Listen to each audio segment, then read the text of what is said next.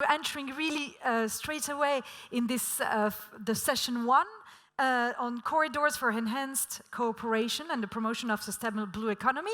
And to accompany us today in this first session, I called Matteo Bocci, who will tell us from WestMED, who will tell us all about how it works. Thank you very much. You can sit and relax. Matteo, it's you can have here. You will see for this session we have many interesting stakeholders and a lot of subsectors. The floor is yours, Matteo. Thank you very much, Catherine. This is working, right? Okay, thank you very much. Thank you all. The introducing panel was great. Setting is great, and thank Catherine for this. So yeah, indeed, we now want to set the scene about future challenges and opportunities, and maybe bottlenecks that we can help WestMED to be addressed with some panelists. It's a selection of the many stakeholders that we engage in the many initiatives mentioned by Daniele. We basically go through tourism, aquaculture, green shipping, maritime cluster, renewable energies, and MSP. It's quite encompassing. The idea is that, and we thank in advance our speaker to be brief.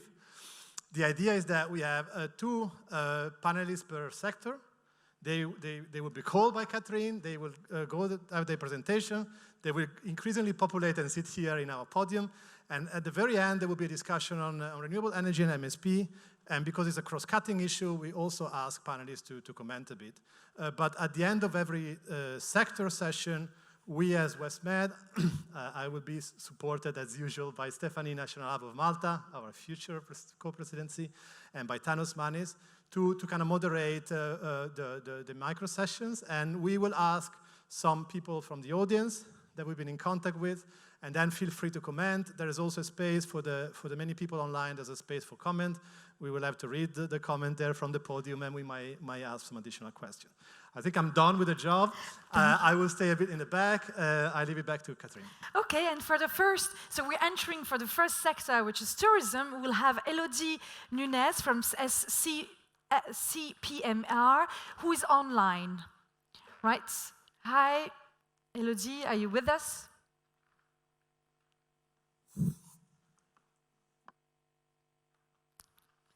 Hello, welcome. Hello. Can you hear me well? Very well, the floor is yours. Amazing, thank you so much.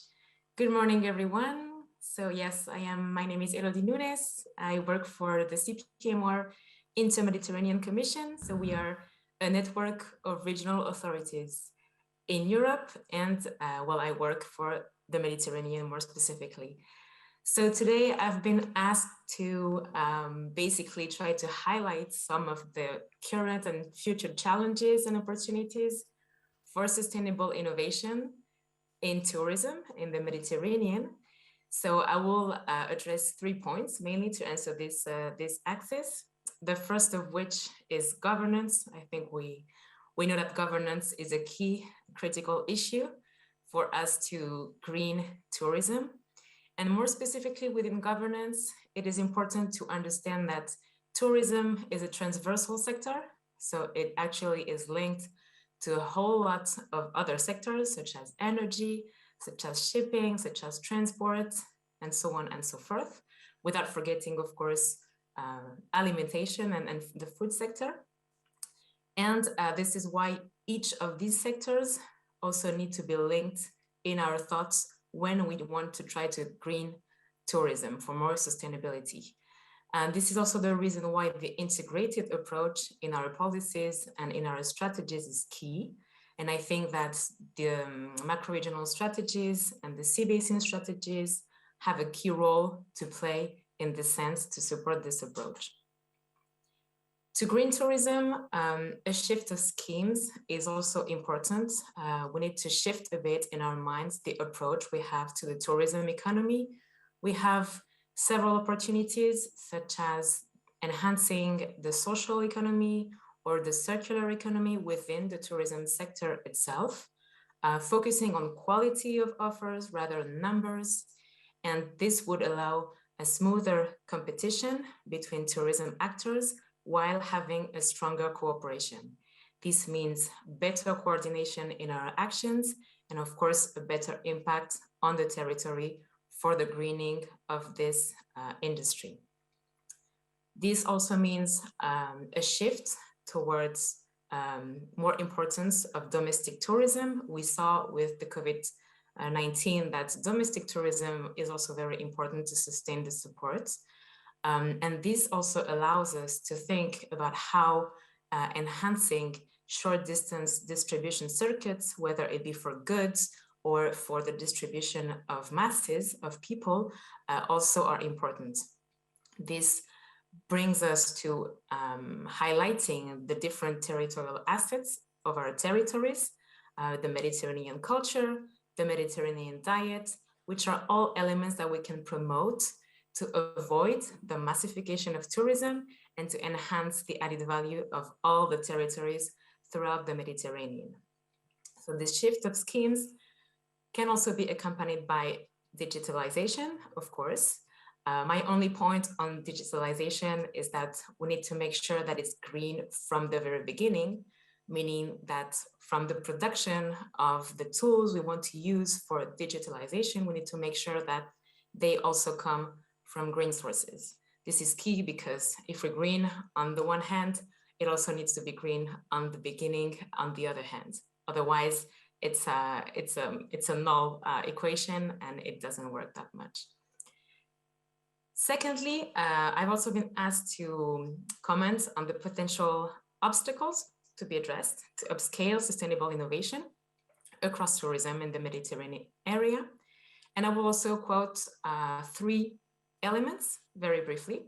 So the first element is the mainstreaming of innovation of project results into public and private sectors strategies. This is a key element because we talk about innovation, but we need to make sure that it also lands well on the territories. It's well to innovate, but then if it doesn't land on the territory, the effects are a bit lesser than if they land well. So we need to make sure to understand and think and how to articulate this landing from innovation, from the results we have from the pilot actions to the mainstreaming into policies. And here we have several actors that are working in this sense. We have the Mediterranean Cooperation Alliance, that is a network of territorial networks.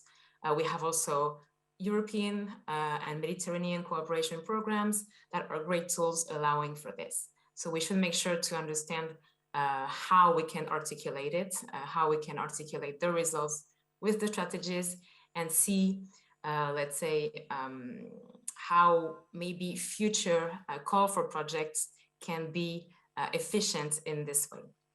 This brings me to my 2 last elements. So the building of capacity with administrations. It is also key because when we need to absorb all the knowledge that comes from cooperation, well, we need to have also people in front of us that are able to absorb it and to implement it. And here we are working in hand with the Union for the Mediterranean, notably on a specific capacity building workshop on sustainable tourism next December. And lastly, it is also key to think about the role citizens can play. They are the big parts of the equation. They're also the tourists. So it's important to see how we can articulate them in our reflections. And that will be all for me. Thank you so much. Thank you very much, Elodie. Thank you for the content and the time. It is very much appreciated. And now I call on stage Sami Leklil from the Mohammed VI Foundation. Please come join me on stage. You can get your microphone. And yes, for your presentation, no, it will be here. For all presenters, you will see your presentation appear here, and you can move it from here. So you can stand, sit, what you prefer. Hello, everybody. Thank you very much. Firstly, I would like to thank all the organizers of the WestMED initiative that offers such a great platform to hear diverse voices of different components of our society involved in the blue economy. I will apologize because I'm gonna switch up to French in order to highlight some components of my presentation. I will be brief. Je serai bref. L'idée, c'est que on présentera. J'étais invité, bien sûr, à présenter en quelque sorte la perspective en termes d'opportunités et de points bloquants par rapport au secteur du tourisme. Ça sera une perspective du point de vue de la Fondation Mohamed VI pour la protection de l'environnement, présidée par Son Altesse Royale la Princesse Lalla Hasna. Et ça sera une perspective, bien sûr, d'une ONG qui, en aucun cas, ne se substitue, bien sûr, à la vision initiée notamment par le secteur en question. Donc, en gros, le Maroc, bien sûr, dispose d'un potentiel pour l'implication de son implication au niveau de l'économie bleue, notamment à travers ses façades maritimes, d'environ 3500 km étendus sur les façades atlantiques et méditerranéennes. Ces espaces côtiers également constituent 50% de l'espace touristique et plus de 92% du tissu industriel lié aux différents secteurs de l'économie bleue, notamment par rapport à la région méditerranéenne qui constitue une des plus grandes économies de la région avec une valeur globale d'environ 4 500 milliards d'euros et un potentiel très important en termes de ports, de littoraux qui franchissent les 30% du volume des échanges maritimes à l'échelle mondiale, constituant ainsi une niche intéressante. Donc la répartition des régions côtières également, on dispose de 9 régions côtières, plus de 42 préfectures aux provinces littoraux et plus de 51% de la population nationale, dont 70% au niveau des milieux urbains. Pour l'écosystème touristique marocain, donc c'est un écosystème mondialement reconnu. Donc la destination marocaine, bien sûr, elle repose sur un tissu dense, comme les différentes économies, sur des opérateurs structurés expérimentés. On va citer les aéroports, les agences de voyage, les établissements, également la génération d'emplois directs et indirects, qui suit bien sûr l'évolution du secteur suite aux statistiques bien sûr de l'Organisation mondiale du tourisme qui stipule que d'ici 2030 on pourrait atteindre plus de 1,8 milliard d'arrivées de touristes étrangers d'ici 2030 et que cette dynamique-là pourrait engendrer entre 20 et à 100% bien sûr de croissance en fonction de la taille géographique de certains pays. Le secteur également dispose d'une chaîne de valeur imbriquée à plusieurs niveaux en termes d'activité. Donc, ce qui permet bien sûr de dresser, d'évaluer bien sûr la complexité de gouvernance et de ce secteur-là en termes d'activité. Donc, passons du tourisme. Donc, on a pris quelques exemples par rapport aux activités telles les croisières, les plaisances, les loisirs. Je mettrai le plus le focus sur le tourisme balnéaire, étant un secteur pourvoyeur d'emplois et de retombées économiques qui emploie à peu près une personne sur 11 dans le monde et dont les formes d'activité sont de plus en plus répandues. Donc, selon quelques estimations, ce marché global de plaisance et de loisirs nautiques devrait atteindre plus de 30 milliards de dollars d'ici 2022 avec un taux de croissance de 3,8%. Bien sûr, on décèle par exemple les activités telles que les croisières, bien sûr, la pêche, les loisirs, la plongée. D'autre part, comme vous savez, le secteur de l'économie bleue ne se restreint pas uniquement au niveau des activités marchandes telles que connues, donc les activités portuaires, le tourisme, etc., mais également la composante des activités non marchandes. C'est à travers cette prisme-là, donc ça regroupe toute la partie recherche, innovation, éducation, bien sûr, qui ont été évoquées par les différents speakers. Et c'est à partir de cette perspective-là qu'agit la Fondation Mohamed VI pour la protection de l'environnement, qui est une fondation qui a pour but l'éducation, la sensibilisation au développement durable via des différents programmes. Je ne vais pas m'étaler compte tenu du temps alloué, je mettrai plus le focus sur la partie, le programme préservation du sauvegarde littorale avec 2 programmes phares, notamment le programme plage propre, et là on schématise de manière très brève le mode de gouvernance de ce programme-là qui regroupe les différents spectres de la société, partant des partenaires privés, des secteurs institutionnels, également de la société civile et différents départements où la Fondation essaye de fédérer, gérer et planifier ensemble pour une meilleure répartition de rôles au niveau de ce programme-là. Le deuxième programme, c'est le programme Pavillon Bleu, Blue Flag. Donc c'est un programme d'excellence environnementale des plages marocaines et qui est, j'ai évoqué cet exemple-là, étant donné que c'est un programme qui est en partenariat avec le ministère du Tourisme et l'Office national marocain du tourisme, qui, bien sûr, vise bien sûr, à travailler en synergie avec ces différents secteurs et acteurs afin d'aboutir à une meilleure excellence des espaces balnéaires marocains. Donc, partons du deuxième point relatif aux points bloquants qui peuvent bloquer, bien sûr, les facteurs de fragilité de cette modèle touristique. Donc, comme vous savez, la majorité des modèles touristiques qui ont été initiés préalablement reposent sur les modèles touristiques du tourisme de masse, qui consiste à mettre à disposition, bien sûr, bâtir une offre standardisée favorisant l'ensemble et l'assemblage des produits touristiques et leur commercialisation via des tours opérateurs.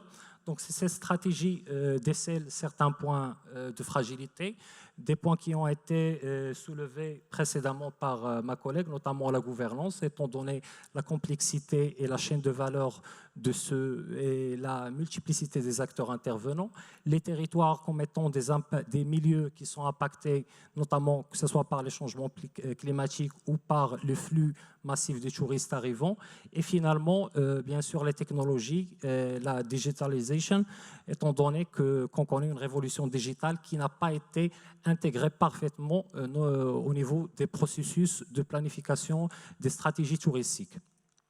Donc, la solution, ce n'est pas une solution, mais c'est plutôt une proposition.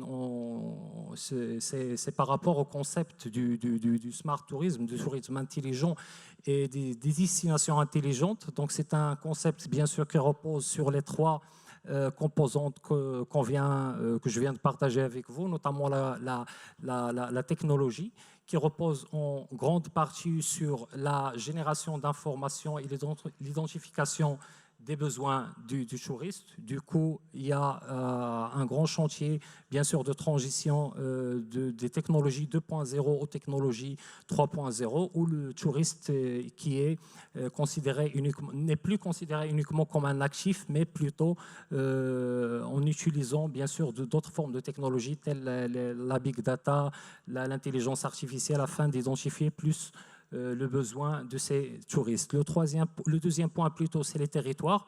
Donc, le territoire, il devient intelligent si on intègre au niveau des planifications, des stratégies sectorielles et territoriales, ils prennent en considération ces facteurs de vulnérabilité qui sont intégrés au niveau qui sont intégrés via leur dimension au niveau des processus et des stratégies de transition écologique, par exemple, et climatique. Et finalement, c'est par rapport à la gouvernance. Donc la gouvernance, bien sûr, étant donné la multiplicité des différents acteurs, il y a lieu d'offrir une gouvernance intelligente. Ça veut dire une plateforme intelligente qui va permettre, bien sûr, de regrouper ces différents acteurs afin, pour une meilleure circulation d'informations au niveau des différentes parties prenantes et par conséquent, une meilleure affectation des ressources touristiques pour une meilleure compétitivité et un meilleur développement du secteur. Finalement, je clôturerai avec cette conclusion que c'est juste un schéma simplificatif qui va permettre bien sûr de mettre la destination comme bien sûr un construit en amont de la réflexion économique et du développement touristique, mettant ces différentes institutions publiques entièrement dans la destination comme facilitateur et leader et permettant une planification cohérente entre les différents acteurs et parties prenantes concernées. Je vous remercie. Merci beaucoup pour cette très intéressante présentation sur le Smart Tourism. Et je vais appeler, I will call now on stage Matteo Bocci. Non? Oh, ah non, excusez-moi, c'est madame Stéphanie Vella. We will now make a bit of a comment. Yes? Yes, as you prefer. You can Thank also you. sit here if you Sit prefer. there? Sure. Yes, if it's too...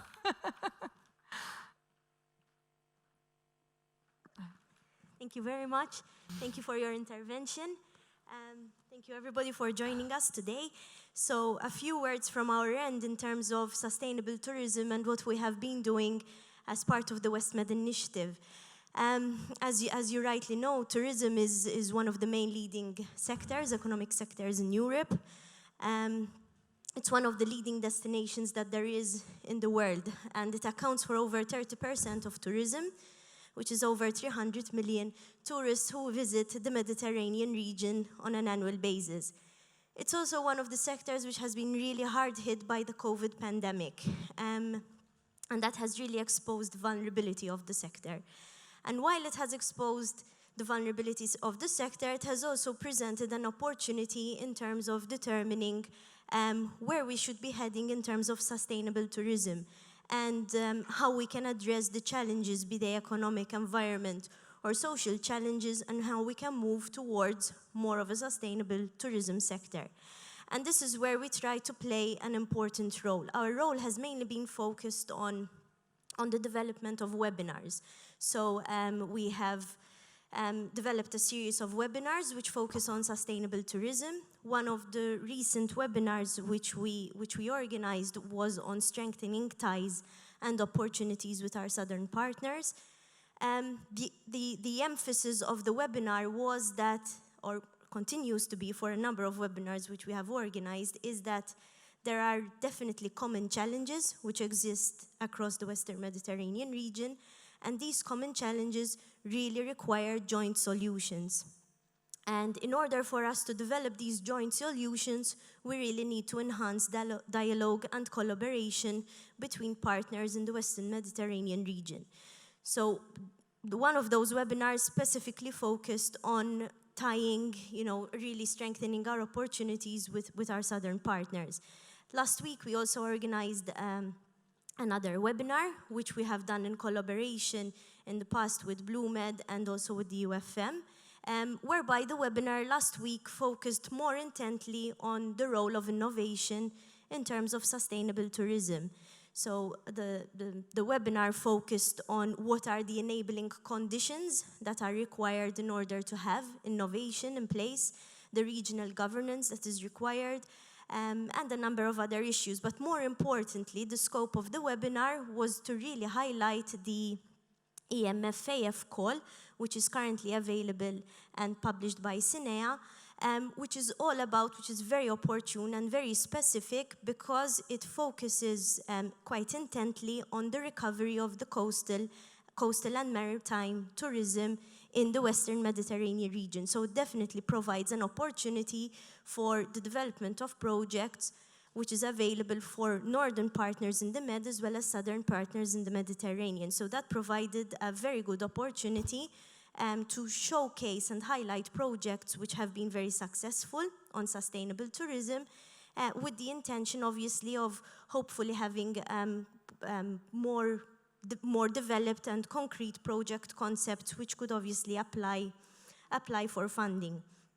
Allow me to share two, which in my opinion are two important points which were highlighted in the webinar and which were highlighted by the speakers and by the participants in the webinar. The first is that collaboration and reaching out to stakeholders is never an easy task, whether they are policymakers, private sectors, NGOs. So when it comes to the actual project developers, it's never easy to reach out to stakeholders.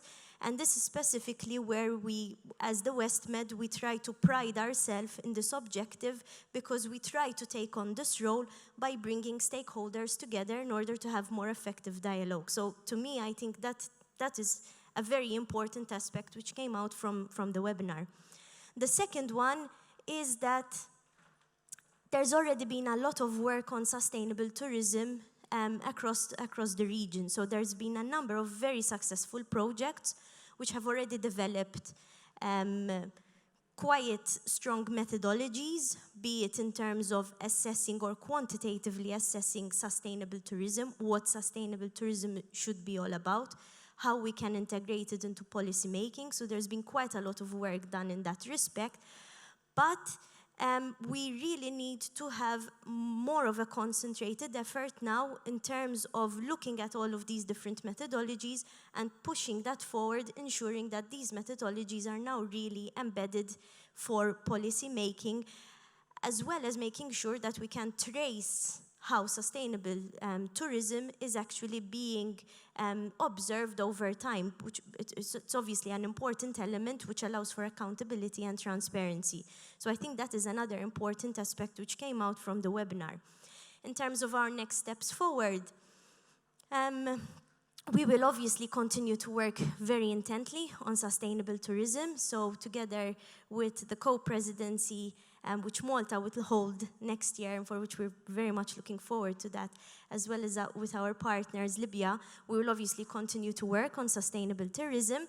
But from the WestMed initiative point of view, we've already obviously reached out to our colleagues, national hubs, who in turn will be reaching out as well to participants and stakeholders, obviously in their own respective countries, highlighting the important role that, the important funding opportunity which exists through the MFAF call. And we will obviously continue to support as much as possible the development of these project ideas by bringing stakeholders together. We'll also obviously continue to engage in dialogue and providing input where necessary in this important aspect. I think another key point which was highlighted in the webinar, which was presented, was the handbook on sustainable tourism, which is currently being developed by CPMR and UFM. And we obviously will make sure that we're obviously engaged and contribute where possibly towards these policy initiatives. At a more practical aspect, we also hope that there will be a conference on sustainable tourism as well, which will be organized in Morocco, providing another opportunity for us to continue to work more on the issue of sustainable tourism. So with that, that's basically all the work that we have been doing on sustainable tourism. I would like to take the opportunity maybe to ask Dr. Adel Faraj as well, who was present during the webinar which we had, but maybe to give us a bit of a reflection in terms of what you have considered in terms of the outcomes of the webinar and whether these have been beneficial for Libya as a stakeholder in these discussions. If that is possible, following that, maybe we can have... We just need a microphone, I guess, right? Yep, sure. If you can help us out, so just... Hi again. So, straight to the point. It was very beneficial, to be honest, and I attend that webinar in the presence of the minister himself, and he was so happy from the points comes outside. But again, we have high hopes for the next election in Libya, and high hopes for 2022 to participate, as I said, better than what we did in 2021. So hopefully we'll see in 2022 with the better, strong muscles as the Libyans, and then we'll help you a lot. Thank you. Very good. So we look forward to that. Thank you. Stephanie, I have a question for you already from online. Okay. Shall I read it, or someone wants to already take the floor? Yes, if there's anyone who would like to take the floor, please. Okay, so then I'll read this one. Sure. Perfect. Yes. Here. If you could kindly present yourself, please. Yes. Hello, I'm Al-Khalil Sharif. I'm representing Institute for Systems and Robotics from Lisbon, Portugal. So, and I am from Morocco. So, I would like to talk about tourism in Morocco since during, from 2018 to 2020, we were working about the bathing water quality in the west coast of Tangier using some new technology as satellite images and quick monitoring tools. And the things that I was doing, that time I was preparing my PhD. So it was a subject of 5 articles where we really clearly see the impact of industrial impact on the bathing water's quality, especially where there is like rivers. And the nice thing that there is a very nice activity in Morocco improving the water quality by implementing a wastewater treatment station. But even though the problem of the water quality was clearly, appearing using some satellite like Land Sentinel-3 for ocean. And my question to my dear friend, like, what are the efforts of foundation relating to use this new technology as robotic satellite images for really help decision makers taking decision? Because we really, I think that there is like a problem on taking decision. That's why we have the problem of pollution of water, then we decide to make a station, then the station doesn't work. So that's my question. The second question that really would like to talk about like the blue economy, like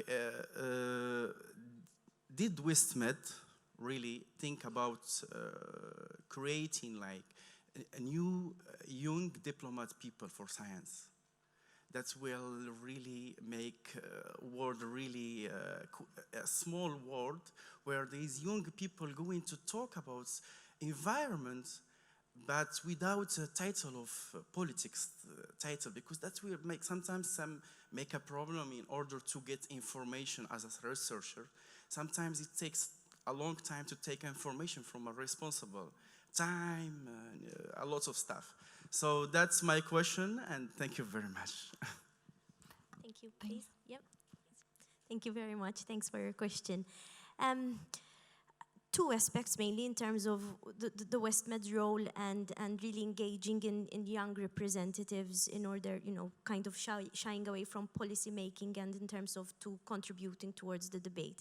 One is that we have throughout a number of initiatives, so not just on sustainable transport, but we have really sought to bring in stakeholders from all aspects, so be that private sector, civil society, universities, any research that is going on, and really bringing them together and providing a forum where there are discussions on what is being undertaken, what is the way forward, what are the challenges, what are the opportunities, and giving them scope to be able to discuss within a forum on how to, take things forward. So I think that has been a very important aspect which is being really done across various areas which the WestMed is tackling.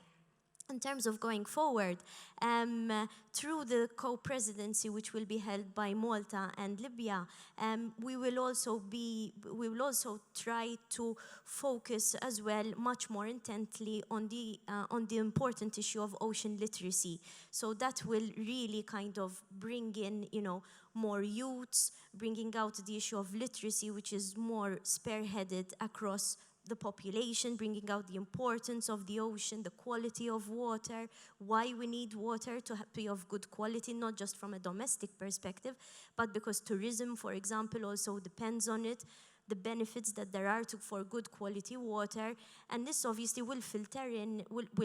So we'll obviously be putting much more emphasis on the issue of ocean literacy and the involvement of youth. Also because next year will present an opportunity. It will be the official year as well for youth, and we'll obviously seek to kind of make sure that they obviously bring in more in terms of their contribution. Thank you, dear friend. If you don't mind, I would like to answer in French. If it doesn't matter, thank you very much. Okay, there is a... Okay, no. بالعربي There's no Arabic. You can do the translation. Okay, great. Well, je te remercie pour la question. Donc, la question que vous avez posée, c'est notamment par rapport à les efforts de la Fondation en termes de la qualité des eaux de baignade. Je tiens juste à rappeler que la Fondation est une ONG, donc sa mission principale étant l'éducation et la sensibilisation au développement durable, tout en jouant un rôle de fédérateur des différents acteurs autour de thématiques bien précises. sous un principe de subsidiarité, donc pour ne pas se substituer aux autorités compétentes. J'ai mis en exergue 2 exemples de 2 programmes, programme plage propre, Clean Beaches et Pavillon Bleu, le Blue Flag. Donc ce sont 2 programmes. Le programme Blue Flag, c'est un programme qui a été délocalisé au Maroc, donc à travers la Fondation pour l'éducation à l'environnement, la FI, au niveau du Danemark, où on a délocalisé ce programme. Donc c'est un programme d'excellence environnementale de certaines plages qui regroupe 4 critères étant les infrastructures, les aménagements, l'éducation, la sensibilisation, la sécurité et le 4e point que vous avez soulevé, la qualité des eaux de baignade. Donc en ce qui concerne la qualité des eaux de baignade, donc il y a une norme 0399 qui est une norme spécifique et une norme d'excellence qui classifie bien sûr sur la base de prélèvement et d'échantillonnage, et une moyenne qui est effectuée sur 4 ans donne bien sûr une moyenne de la qualité environnementale de ces eaux-là. Donc le travail il est initié par l'Observatoire national de l'environnement. La Fondation, comme je dis, donc dans son travail d'acteur, c'est la fédération et la mobilisation à la création de cette concurrence entre les différentes communautés territoriales afin d'aboutir à cette excellence environnementale, sachant que bien sûr la majorité du travail technique elle est réalisée par l'Observatoire. Nonobstant, ce que je voudrais dire, vous avez évoqué également l'intégration des technologies d'imagerie satellitaire et autres. Dans ce sens-là, j'avoue qu'on n'a pas encore, bien sûr, arrivé à un stade assez évolué. Donc, j'ai évoqué le point de la transition digitale, d'évolution des sources de technologie d'information 2.0 à 3.0. C'est vrai qu'il y a un travail, bien sûr, à faire, notamment avec les autorités compétentes. Ce que pourrait faire la Fondation, c'est de mettre en exergue l'évolution de ces aspects-là, bien sûr qui restent toujours des aspects émergents et qui ne sont pas encore, que le Maroc, malheureusement pour le moment, n'a pas encore acquis, pour fédérer l'ensemble des acteurs et voir de quelle manière, bien sûr, placer cette composante digitale au service, bien sûr, de cet aspect-là relatif à la qualité des eaux de baignade. Voilà, je vous remercie. Thank you very much. I think our next question, we'll keep it for the end for the wrap-up. So I don't know, do we take other questions, or we now enter a new sector, which is from tourism to aquaculture. And here to speak with us, I'll call Hussam Hamza from GFCM, please. Who's here? Yes? You can stay here, I guess, yeah? For a discussion. You can get the microphone and your presentation. Right, sorry, yes. We need to, and yes. You'll see your presentation here. Perfect. So I can remove the mask. Yes, you can. Donc bonjour tout le monde, c'est un plaisir de vous rencontrer aujourd'hui, notamment parce que c'est ma première réunion, disons physique, depuis quelques années. C'est un plaisir de voir des amis donc, de différents pays, le Maroc, la Tunisie, également. Donc, je vois même au fond de la salle des Spiros de la Grèce. Donc, c'est vraiment un plaisir donc, de vous voir tous réunis. Et également, c'est un honneur de présenter la CGPM dont bon nombre d'entre vous connaissent. Mais je vais essayer, à travers, non pas un long discours, mais une belle vidéo, de résumer donc, nos activités, notamment la dernière stratégie qui a été adoptée la semaine dernière, notre stratégie 2030, et comme vous le savez, que la CGPM, qui est un article 14 de la FAO, a un mandat sur l'aquaculture. Donc, elle a cette obligation également de récupérer toutes ces initiatives clairsemées parfois et d'en faire une stratégie en collaboration avec les pays, notamment les 22 pays membres, et avec l'Union européenne, ça fait 23. Donc, je vous invite à partager la vidéo, si vous le permettez. As the planet's population grows, sustainable aquaculture has a central role to play in supporting global food security, especially in periods of crisis. To meet the rising demand, there's likely to be a major expansion of seafood farming in the years to come. If it is managed carefully and sustainably, aquaculture can provide more than just nutritional benefits. It can make important economic and social contributions too. That's why the GFCM is working to promote the growth of sustainable aquaculture in the Mediterranean and the Black Sea, in line with the United Nations Sustainable Development Goals. Across the region, we're bringing people in the sector together, building capacities and spreading knowledge. There are plenty of aquaculture success stories to share. We're working to highlight best practices and sustainable business models, adapting our knowledge to different local environments and conditions. We're particularly focused on responsible investment initiatives and climate-smart aquaculture. For example, there's great potential to extend mussel and algae culture in particular environments, such as lagoons and marine protected areas, using sustainable, low-carbon models. With around 2 kilograms of CO2 per kilogram of food product, aquaculture fish products like sea bass and gilt-head sea bream have a low carbon impact on the environment compared to other food industries. Regional cooperation and coordination are also essential as countries develop their national aquaculture production plans. To support this, the GFCM is opening aquaculture demonstration centers in the Mediterranean and the Black Sea.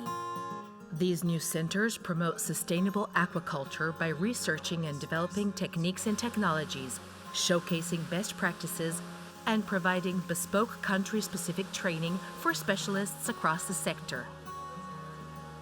The centers promote a cooperative approach in which technicians and scientists can share their aquaculture knowledge widely.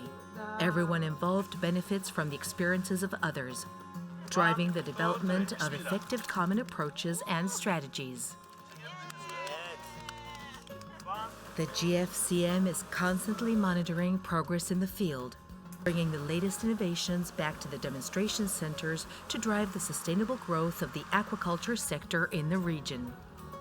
It's a dynamic process. Strategies to conserve marine resources and help local coastal communities are constantly evolving as environmental needs and economic conditions change.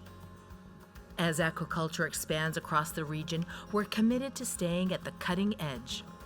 For the GFCM, sustainable aquaculture means safe and nutritious food, more jobs, including for women and young people, better livelihoods, prosperous communities, and profitable operations in a healthy coastal environment. That's our vision, and we invite anyone who shares it to work with us. Eh bien, ça résume que ça invite tous ceux qui partagent cette vision. Permettez-moi de me tenir debout devant une telle assemblée.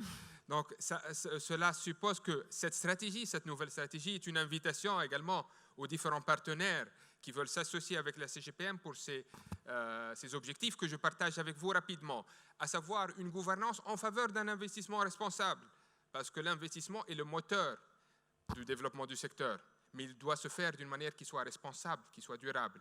Et c'est l'objectif de notre nouvelle stratégie, notamment sur l'aquaculture. Nous sommes en train de travailler sur des principes, de nouveaux principes, partagés avec les pays, sur cet investissement responsable. Pour faire vite également, nous travaillons sur les questions environnementales. C'est une priorité, c'est un axe fort de la CGPM, notamment avec des outils tels que les Allocated Zones for Aquaculture. Je vais m'attarder par la suite parce qu'il y a, je pense, on va parler donc de tout ce qui est GIS par la suite et Marine Spatial Planning. Notamment l'amélioration de la perception de l'aquaculture. Nous savons que le consommateur est le vrai moteur du développement du secteur. Donc, l'amélioration de la perception, notamment des produits méditerranéens, est une priorité. La compétitivité et l'acceptabilité sociale sont un outil. Maximiser l'utilisation des technologies, et les collègues en avaient parlé, est également une priorité de la CGPM. Je vais vous passer les détails, mais une vidéo va vous le montrer par la suite. Et comme ça, je vais respecter le temps qui m'est alloué.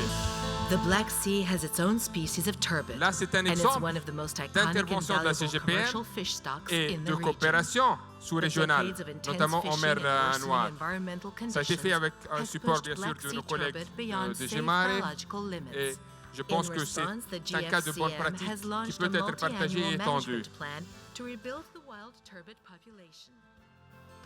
Donc pour le cas, the Central Fisheries pour le Research cas du Institute turbo, in comme vous Traps savez, in c'est une Turkey, espèce qui plays est a crucial sous une role in pression supporting de this pêche. work L'aquaculture, and à travers actively collaborates with the ses GFCM services écosystémiques, ses Aquaculture services Demonstrative environnementaux, Center in the Black Sea. va permettre, à travers des Since projets pilotes tels que 1997, ceux-là, Somai has donc been producing and d'améliorer releasing up to la situation de 10,000 stock, juvenile Black mais Sea également, turbot each year to enhance la traduction wild est là, stocks. It's really an mais effective également contribution. de développer le secteur. Et là, j'ai voulu partager avec vous un But after exemple years of work sur on lequel this nous sommes en vital train de species, travailler. Black Sea turbot is beginning to bounce back. Some of the fish will be tagged before release, so the GFCM can use data on their life history to continue to improve the management of the turbot fishery. The success of Somai's work with the GFCM, in this case through the innovative use of aquaculture technologies, shows how taking a proactive science-based approach to fisheries management is the best route to a sustainable future for the stocks and the societies that depend on them. Ce sont des exemples que j'ai essayé de résumer en 5 minutes. J'ai pris 1 minute de mon collègue Mohamed Salah qui va présenter par la suite. Mais je vous également, donc, je vous invite à aller encore plus en profondeur de notre nouvelle stratégie qui est disponible sur le web et sur laquelle, comme je vous avais dit, on pourrait baser donc, des coopérations futures. Je profite également de vous informer que la Jordanie a rejoint la CGPM comme cooperating non-contracting party, ainsi que l'Arabie Saoudite, donc lors de la dernière session qui s'est terminée la semaine dernière. Merci. Merci beaucoup, merci beaucoup. Et ces turbos sont très très mignons. I have to say, the little turbot are really cute. You really want to go them. Oui, it has all the best. And so, now I'll call Mohamed Salah, that was already introduced, right, from INCTM Tunisia. You also have 5 minutes.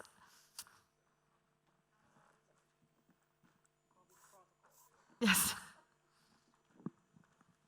Bonjour tout le monde. Tout d'abord, je remercie les organisateurs pour cette invitation à cette conférence.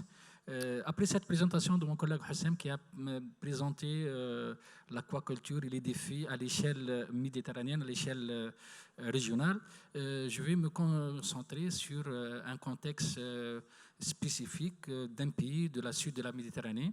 Je vais entrer rapidement dans le vif du sujet. En parlant des défis, chaque secteur en voie de développement connaît des défis à relever pour un développement durable de ce secteur stratégique.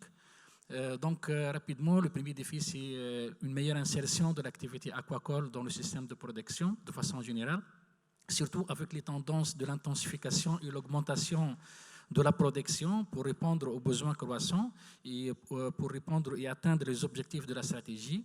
Donc, une meilleure insertion de cette activité pour limiter le conflit avec les autres secteurs, en particulier les activités de la pêche côtière, les activités touristiques, les aspects environnementaux. Ceci renforce l'acceptabilité sociale de cette activité. Ceci passe évidemment par la planification spatiale, pour réserver des zones spécifiques à l'aquaculture en adoptant l'approche ASA, c'est-à-dire l'élaboration des zones spécifiques à l'aquaculture, constitue un défi pour répondre et contribuer au développement durable de cette activité. Aussi, le deuxième défi, le contexte particulier tunisien, on remarque d'après une étude qui est très récente que j'ai pilotée dans le cadre d'un programme du WestMED de l'ONUDI, l'Organisation des Nations Unies pour le développement industriel, le contexte montre que 50% des aliments importés sont importés et aussi 85% des alevins utilisés pour l'aquaculture sont importés, ce qui fragilise et réduit l'efficacité technico-économique de développement de cette activité et donc affecte la durabilité. Ça aussi constitue un défi très important à relever. Également, une partie très significative des ingrédients utilisés pour la fabrication d'aliments. Vous connaissez que l'aliment représente une part importante du coût de production aquacole. Donc la maîtrise de ce poste constitue aussi évidemment un défi à relever. Donc le prix élevé de ces ingrédients et de ces aliments aussi l'irrégularité de leur disponibilité constitue aussi des problèmes majeurs à relever. Donc, on pense à l'identification des matières premières qui sont locales, qui pourraient être intéressantes pour développer cet entrant très intéressant pour l'aquaculture. Donc, ce qui permettrait par la suite d'allonger la chaîne de valeur et d'augmenter la circularité de ce secteur qui contribue bien évidemment au développement de ce secteur. Également, on constate qu'il y a certaines mauvaises pratiques au niveau de la production, particulièrement l'efficacité de la conversion de l'aliment, ce qui constitue aussi un relevé en termes d'optimisation de la gestion de l'alimentation. Ceci permettrait d'ajuster l'aliment distribué en fonction de la biomasse, en fonction de conditions environnementales. Ce sont des aspects techniques qui paraissent très importants parce qu'elles contribuent à l'efficience économique. Et qui dit économique, c'est la durabilité. Aussi, comme vous savez, la principale source entre guillemets de pollution ou des outputs de l'aquaculture, c'est l'aliment. Donc, il faut une meilleure optimisation de la gestion de l'alimentation. Ceci à travers l'utilisation des technologies développées qui sont appropriées. Et ceci constitue un champ de collaboration nord-sud pour le développement durable de cette activité. Par exemple, les technologies, les smart technologies qui pourraient être utilisées, qui contribueraient certainement à l'optimisation et l'amélioration des performances économiques et environnementales, particulièrement la distribution de l'aliment, le contrôle des paramètres environnementaux à distance et l'ajustement de l'alimentation. Donc, en conclusion, brièvement, les caractéristiques de la filière aquacole de Tunisie, on constate qu'il y a un potentiel énorme de développement de cette activité. Il y a une volonté politique, il y a une stratégie. Malheureusement, le taux d'intégration de cette activité en termes d'intrants utilisés pour l'aquaculture est relativement faible. Aussi, des systèmes d'élevage qui sont relativement peu innovés et mériteraient l'intégration des smart technologies pour une meilleure optimisation. Aussi, la composante environnementale est parfois insuffisamment prise en considération au niveau de ces activités aquacoles qui constituent un champ d'activité pour améliorer et optimiser la durabilité de cette activité. Et je vous remercie de votre attention. Et merci beaucoup. Merci beaucoup à vous. And now I will call Matteo Bocci to moderate our panel on aquaculture. Thank you, Osam. Thank you, Asasa. Very interesting point. As co-moderator, we have the unfortunate role to push for being concise and brief. So I might ask Omar Bourhim from the Ministry of Moroccan Fishery to be very briefly commenting maybe on the side of Morocco. We might have or not a question online, we will check, but we might keep the online question for the very end if we can, because we need to speed up a bit. So please, Omar, I can even pass you the mic. No, you can stand up. Good morning, everybody. I am Omar Bourhim from Morocco. I am presently the National Coordinator for WestMED Initiative. I would like to thank, first of all, the organizers for this meeting. And I have been asked to present or to say a few words on Moroccan aquaculture sector. Thank you, Matthew. For aquaculture in Morocco, it's a flagship project of our duty strategy. This strategy was presented in the year 2009 as a palliative to the growing fishing efforts. So this strategy for marine fishery sector, and also we have the Bluebeard Initiative, which was presented by Morocco during the COP22, which was held in the year 2016 in Marrakesh. This initiative, Bluebeard Initiative, was set up for climate and ocean resilience. It is a lever for development of blue economy. In this sense, an agency was created in 2011 dedicated to these components. The objective of Morocco is to make aquaculture as an engine of economic and social development, and that create a competitive aquaculture sector, contribute to food security, contribute to the resilience of marine ecosystems, and contribute to the creation of blue jobs and local wealth. With regard to current progress. I can see that aquaculture development plan have been put up in place. Among the 16 regions we have in Morocco, 8 are concerned by these development plans. And we have 5 development plans that cover 1,700 kilometers out of 3,500 kilometers, which is the Moroccan coastline. Aquaculture potential studied to give visibility to investors, decision makers, and donors. So far, the image is presented as follows. We have 22 fish farming, 58 shellfish farming, and the rest 20 is for the aquaculture.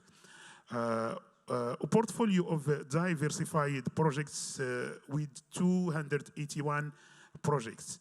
For information, let me say that in the year 2019, the production of marine aquaculture in Morocco reached nearly 900 tons.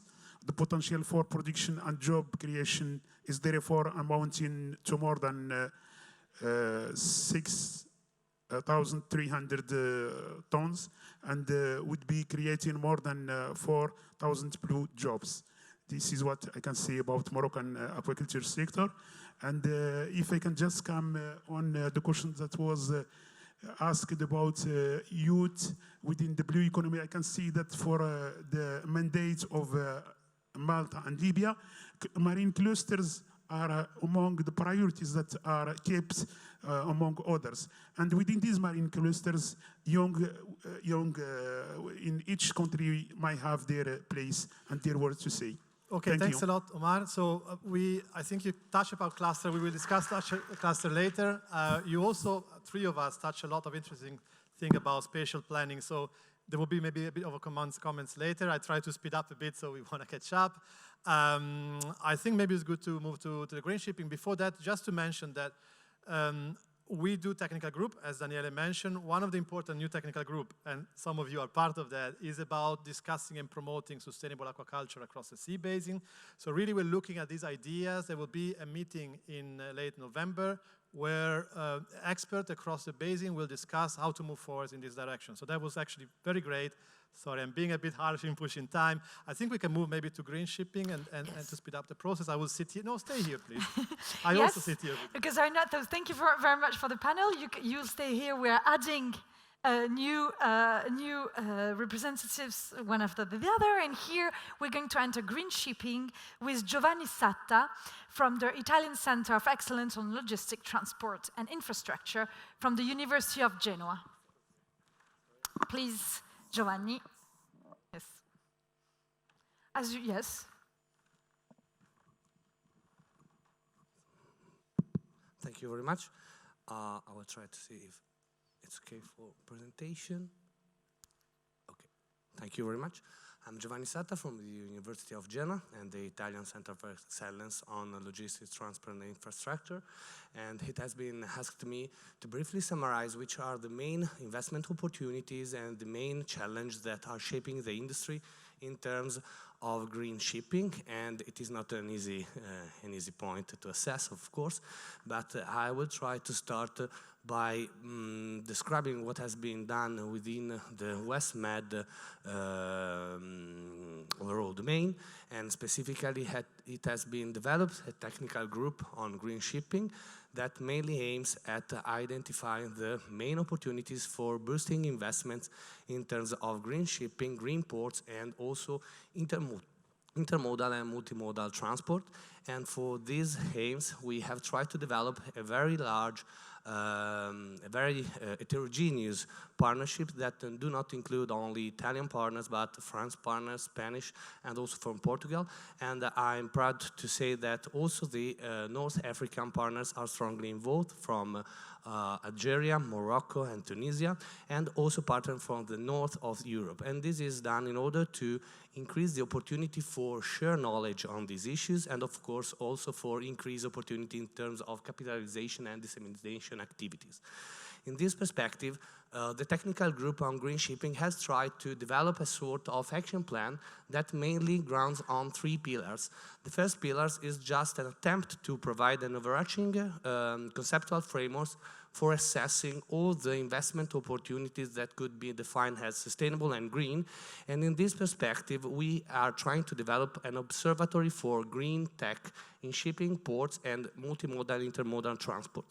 The second pillars on which the technical group grounds is just the development of a pilot activity that will stress the role of energy communities. And in this perspective, we are trying to develop a network of WestMED maritime ports that act as energy communities. Whereas the third and the last pillars just focus on another issue, that is the refitting activities on the merchant fleet in the Mediterranean Sea, and this is another challenging and very interesting topic, I think. Given time constraint, I will just provide only some insight with regards to each of these three pillars, and finally we'll try to focus on the first of these pillars, that is the Observatory on Green Shipping and Green Ports.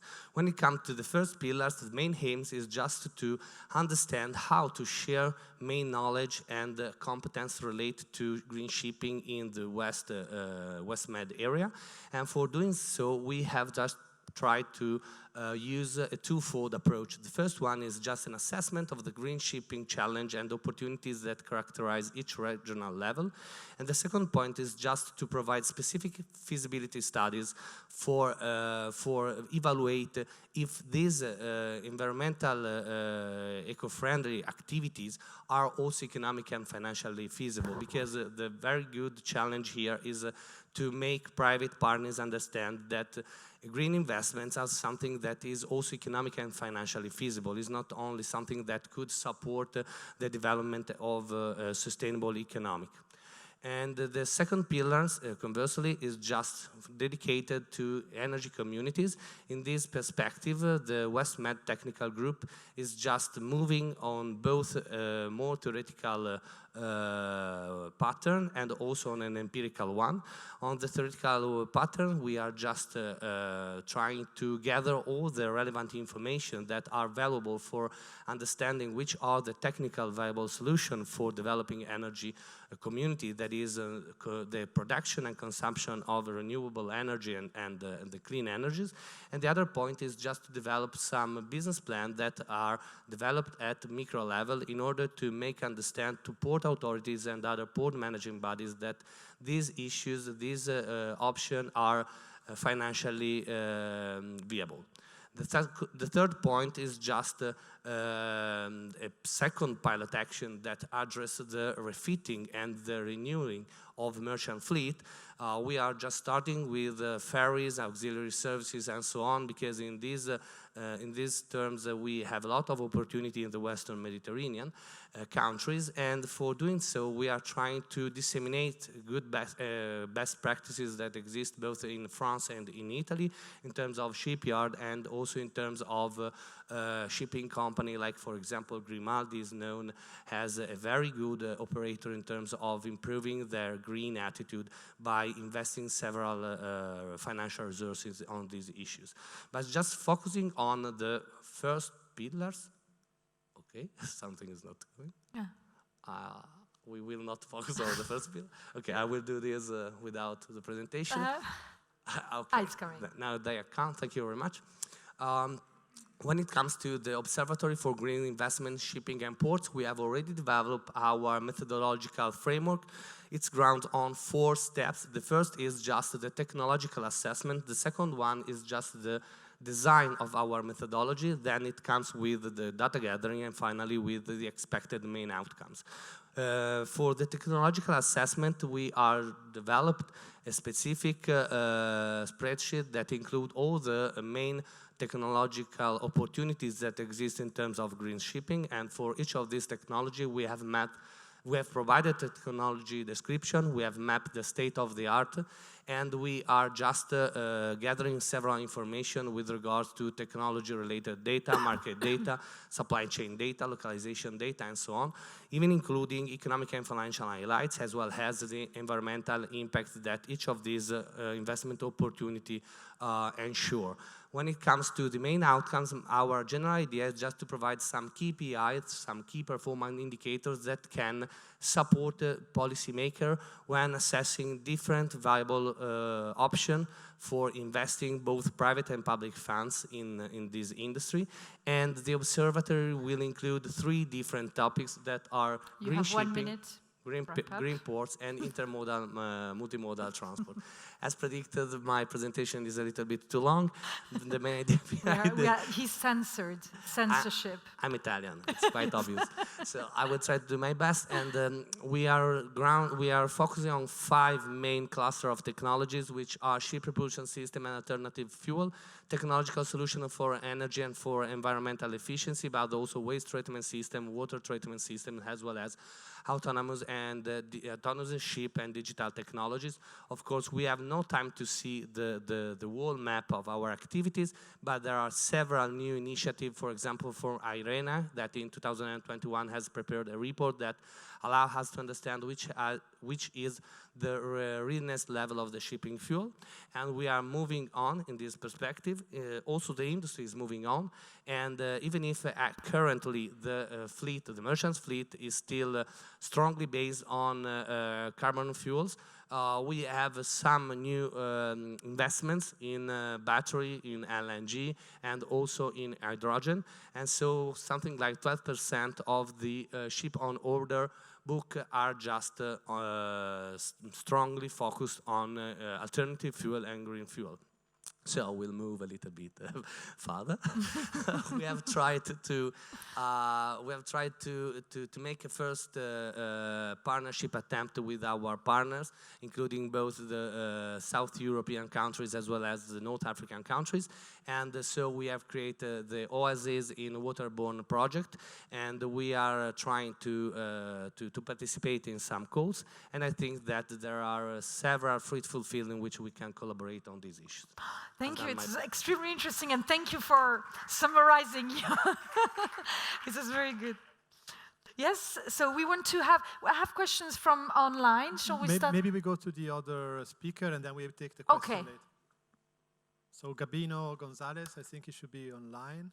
He's online. Yes. Can you just check if his Gabino Gonzalez he's not here? So I guess yes, he's online. This is him. Good afternoon. Good morning. Good morning. Yes, indeed. Where are you? Are you in the Atlantic? In Malta. In Malta. Okay, so we are on the same page, right? Same page, but the morning has been long. Many interesting discussions. So it seems that we spent the whole day already. Okay, thank you very much. We ask Catherine to keep the path. We really need to go back quicker here, so we appreciate if you keep it very, very short. Yeah, we'll skip some of my slides. So first of all, thank you for inviting us to participate, and allow me first to, if we can change the slides, to introduce the Regional Marine Pollution Emergency Response Center for the Mediterranean Sea, REMPEC, which was established in 1976 in Malta in the framework of the Mediterranean Action Plan of the Barcelona Convention, the first regional seas program set up by the United Nations Environment Program. Since its establishment, REMPEC has been administered by the International Maritime Organization, which, as you know, regulates the shipping sector to ensure the safety and security of shipping and the prevention of maritime and atmospheric pollution by ships. REMPEC coordinates UNEP and IMO's effort to support Mediterranean states in the meeting regional and global targets. We can skip the next slide and move to the following. So we skip this one. Thank you very much. So the 22 parties to the Barcelona Convention, who are the 21 Mediterranean coastal states and the European Union, are expected to adopt in December this year the Mediterranean strategy for the prevention, preparedness, and response to marine pollution from ships for the next 10 years, 22 to 2031. The strategy set out 7 objectives addressing global and regional environmental crises namely pollution, climate change, air emission, plastic and marine litter, non-indigenous species, protected areas, and emerging issues. To meet this objective and contribute to the global efforts toward achieving achievement of the Sustainable Development Goal by 2030, an holistic action plan composed of 190 specific actions are expected to be implemented in the next 10 years. These actions will address the need of people, institutions, and infrastructures, and ensure efficient information and knowledge sharing. To leverage the financial resources and technical support required for the full implementation of the strategy and its action plan, we need to channel international cooperation and maximize synergies. The countries of the Mediterranean region are calling for a collaborative, coordinated and collective effort. Government, regional and international organizations, NGOs, research institutions, and the industry need to step out from existing silos and build sustainable partnership. An evaluation on human and financial resources for the implementation of the action plan is currently being carried out, and this will assist stakeholders to prepare jointly projects aiming at achieving this common strategic objective. Early next year, if the strategy is adopted, REMPEG will invite Mediterranean countries and stakeholders to meet and discuss priorities, ongoing and planned concrete activities and projects to implement and report jointly in a concerted manner achievements and progress in the execution of the strategy, creating synergies and avoiding duplications. This will be a challenging coordinating exercise. Nevertheless, this is required to maximize the use of available resources, channel efforts at national, sub-regional, and regional level to strengthen network and the capacity of Mediterranean countries to meet SDGs. The strategies has already catalyzed dialogue with relevant stakeholders such as UFM, WestMED, and the European Maritime Safety Agency, as well as the Global Oil and Gas Industry Association for Advancing Environmental and Social Performance, IPICA, who contributed to the development of the strategy and initiated consultation to synchronize the program and project. I take this opportunity to thank colleagues from UFM and WestMed for their invitation and for their collaboration, and call for further collaboration with other stakeholders operating in the region to join this initiative. The strategy represents an unprecedented commitment to take concrete and concerted action supported by rigorous enforcement, and together we can fulfill a common vision, a clean and healthy Mediterranean marine and coastal environment with a sustainable and pollution-free maritime sector to benefit present and future generation. Let's make this happen. So I had the video after that, but I think the time is it's too short for that. So thank you very much. Thank you The very much. Mediterranean Sea has been an important route. It tricked me. I mean, depends how long it is. If it's 3 minutes. I think it's a bit too much, but we will show and we will share. And I think a couple of things here. First, but thanks a lot, Giovanni, and thanks a lot, Gabino. We saw the broader regional picture and we saw the WestMed sub-regional picture. What Gabino mentioned is that the outcome of the technical group also feed it in as project idea in the broader REMPEG regional strategy, so we're really cooperating with that. We have a couple of questions online, but I suggest that we keep it for our own internal discussion, and we will really use it as input for our further action, because we have we are fortunate to have the manager for green energy at Grimaldi here, Dr. Dario Bocchetti. Grimaldi is on the forefront of green shipping push in the Med. So if you don't mind, Dario, if someone can bring the microphone, if you can stand up and very, very briefly, I'm really sorry, Dario, to give a bit of a pitch comment on your side on the shipping company, and then maybe we move to the next sector, and thanks a lot. See, good morning. Congratulations for the event and the invitation. We are looking with interest of all this project, and it's true. We in Grimaldi have about 130 ships, 50 Mediterranean. We touch more than 40 ports in almost all the country that are part of the WestMED cooperation, and we have a lot of projects. We especially operate Ro-Ro vessel and Ro-Ro passenger vessel in all these ports, and we really are investing a lot in battery, for example, a lot of innovation for this green technology and sustainability in the future. What I would like to leave to this floor, a part of the congratulations and hope for the success of this organization, is that motorways of the sea today are facing a lot of challenge, especially in terms of new regulation from EU, when it is about carbon tax and new fuel that have to come. So on one side, it's important to prepare of course, that also the ports are ready for this new as infrastructure for this new fuel, but for the European Commission that is also present here, in terms of policy, we see very little money given to this infrastructure, because infrastructure is not only the port, but also the ship that need to go from Tunisia to Spain or to Italy and to Malta, to Sicily or to France.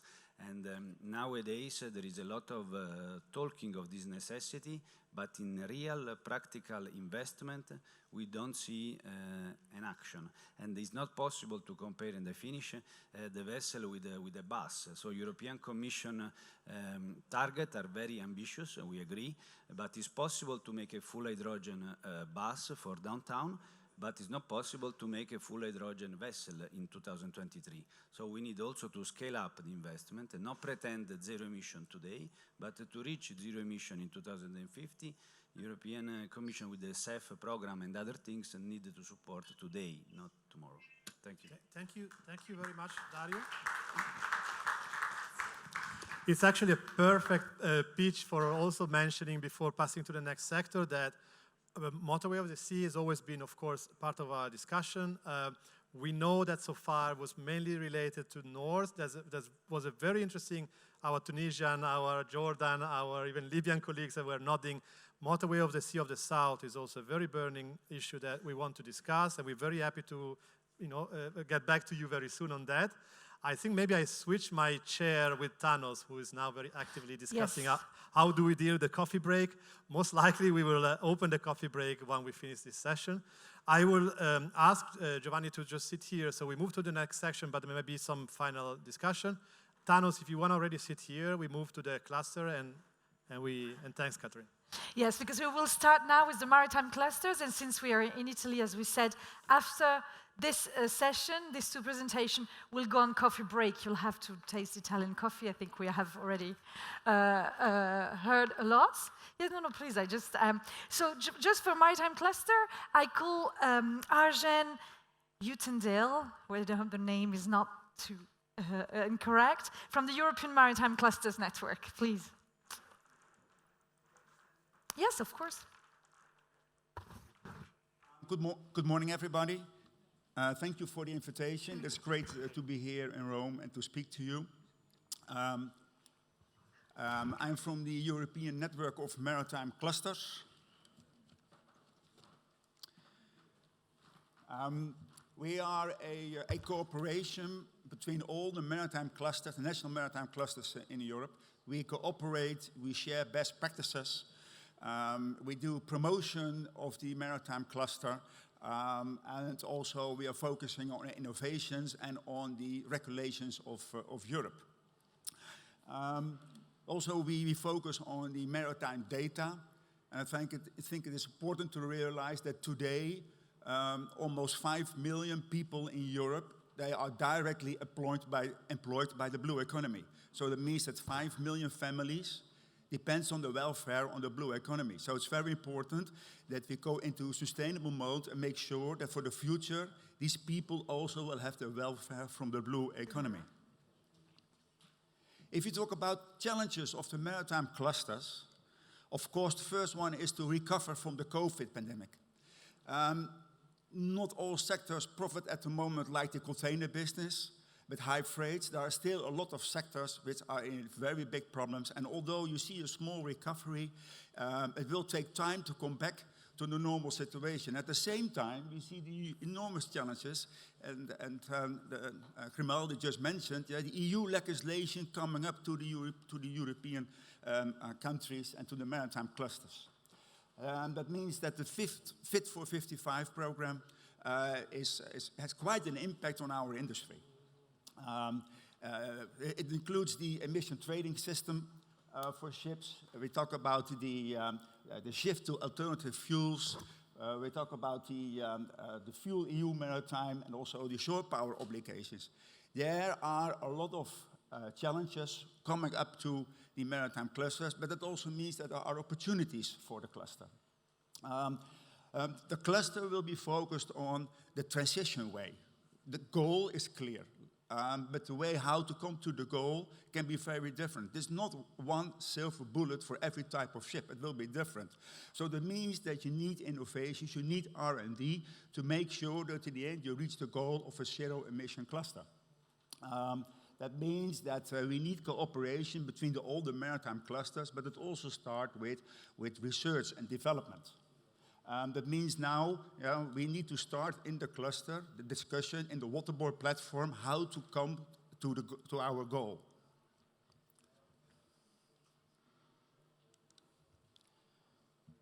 Sustainable finance is a challenge.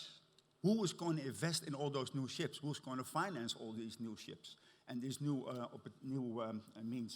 equipment? And we are really focusing on a transition phase. But it is really difficult at the moment with the finance world to convince them about the opportunities in the blue world. The blue economy is not very popular under the finance world. And in order to make the oceans, the blue, more green, we need to make sure that the finance world is becoming more blue. They need to understand the blue economy. Otherwise, they will not invest in the blue economy. And of course, if you learn what's going on in the discussions with Glasgow today, yesterday, if countries are signing a declaration that the governments cannot support new investments in oil and gas anymore, that means that ships on LNG will be very, very difficult to finance in the future. And if your working group says LNG is a transition towards a full emission-free sector, then that will be difficult for the finance group because LNG is still a fossil fuel. So there are challenges enough to come to an emission-free sector. So what we do as a European network of maritime clusters, we do cooperate with the associations in Brussels, like the Ship Owner Association, the shipbuilding, equipment suppliers, the ports, the tugboats, together. And together we team up. And we, for example, we are writing letters to the European Commission, like Frans Timmermans, about we want to come into a dialogue. We do fully support the goals, but how do we come there, and how do we manage the transition phase? And we really think that coming out of the crisis of the pandemic, innovation is our way out. Sustainability is our way out.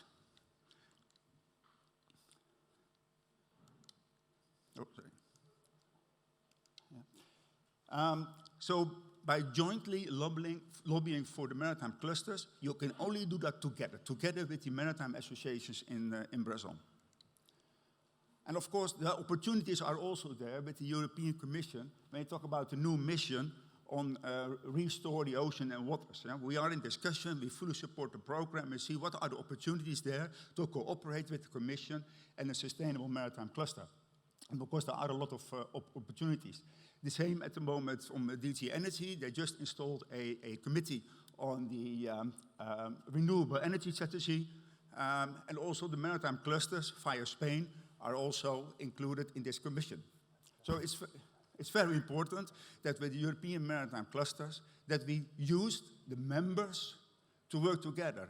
And if you look to the group here, like Portugal, Spain, France, Italy, Malta. They're all very important members in the European network of maritime clusters. So in that way, we cooperate also with all the countries.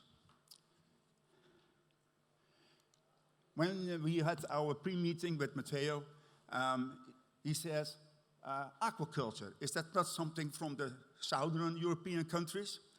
And I thought, well, when innovation is the way out of this crisis, I just noticed two recent examples of aquaculture from the northern countries in Europe.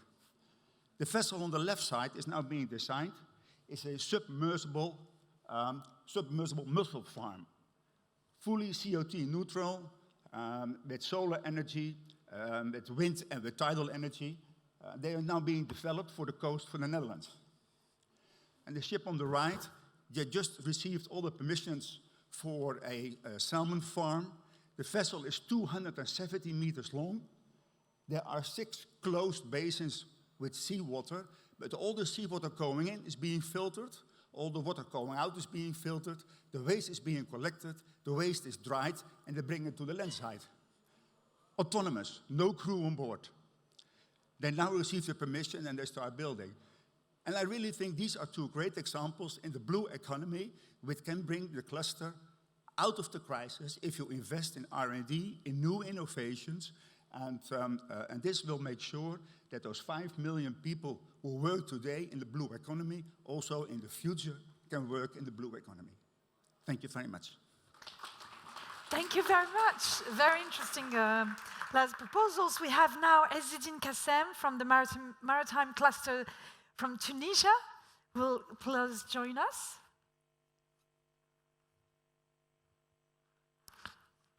Hello.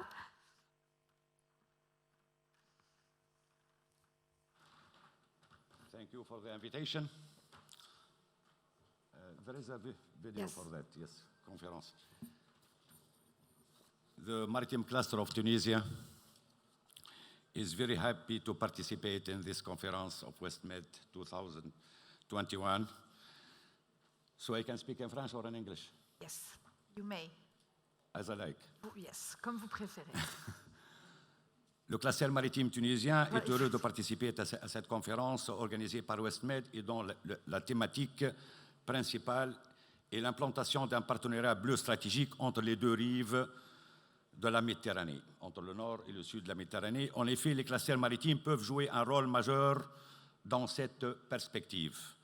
Le cluster maritime tunisien est dans le cadre de renforcer la coopération régionale et l'initiateur de 5 projets majeurs.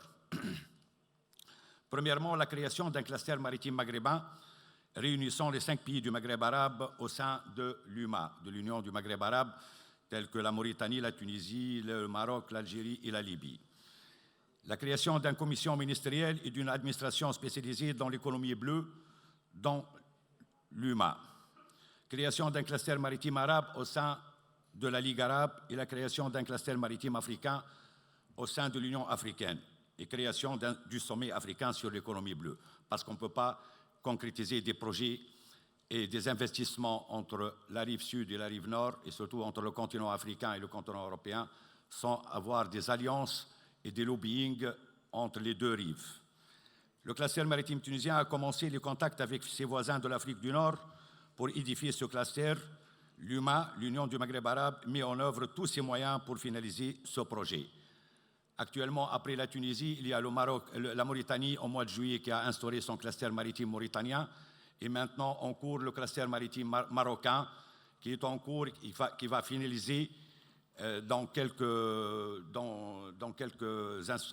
semaines ou des mois, ce qu'il m'a dit M. Omar Bourhim. Et puis en attendant pour nos voisins libyens et pour nos voisins algériens à ce qu'ils concrétisent leur cluster maritime.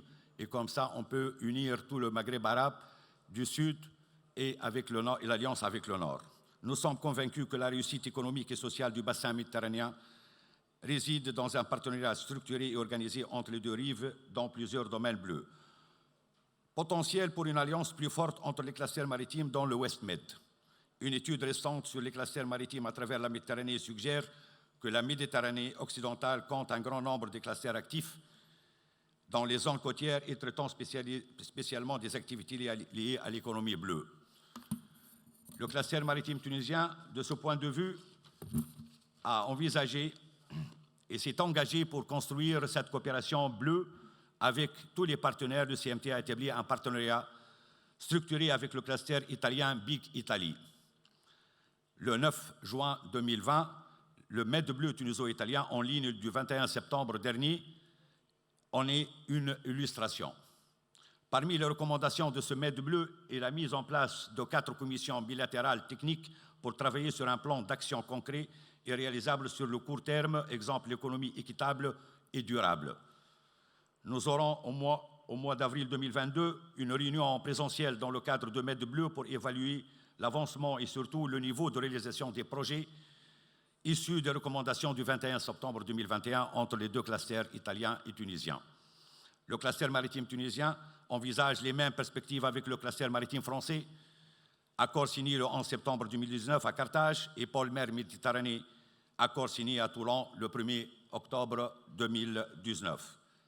Le cluster maritime tunisien est inscrit membre de la communauté méditerranéenne sur l'économie bleue en mars 2020 et s'est déclaré en partenaire associé numéro 22 of the Project Mediterranean Clusters Alliance for a Sustainable Success in Blue Economy Strategy le 27/6/2019.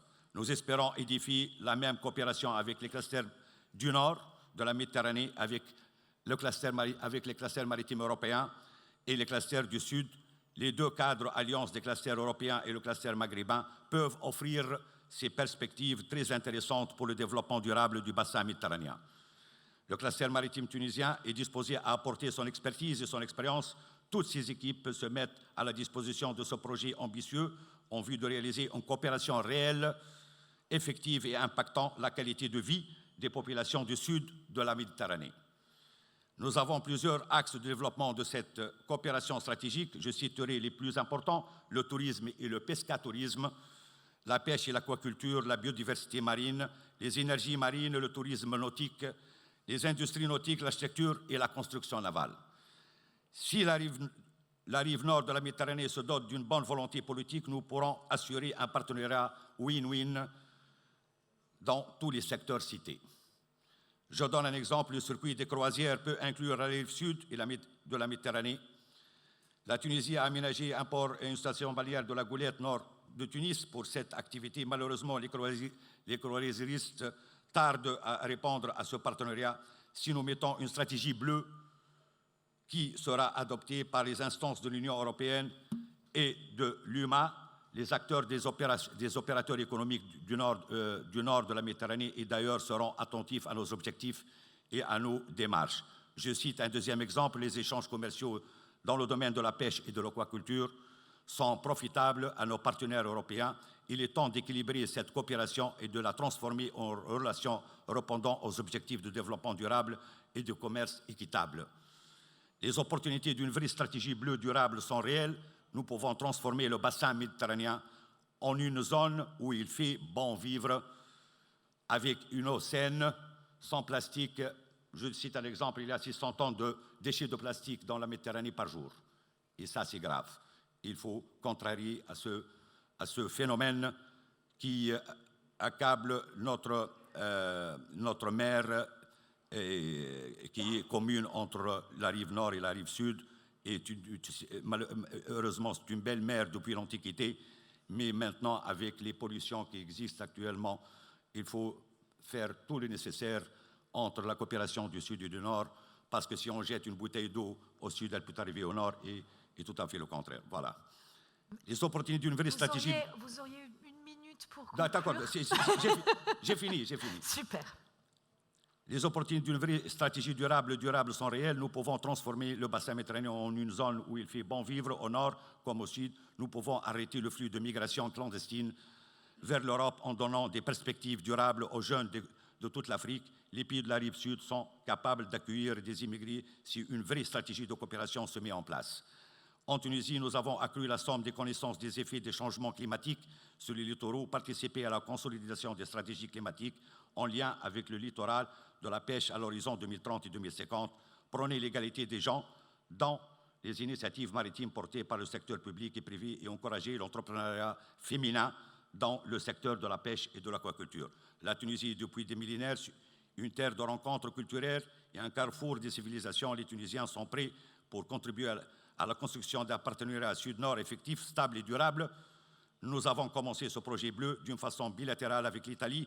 Nous sommes disposés à le transformer avec nos amis européens en un projet régional et transfrontalier. Et merci bien pour votre attention.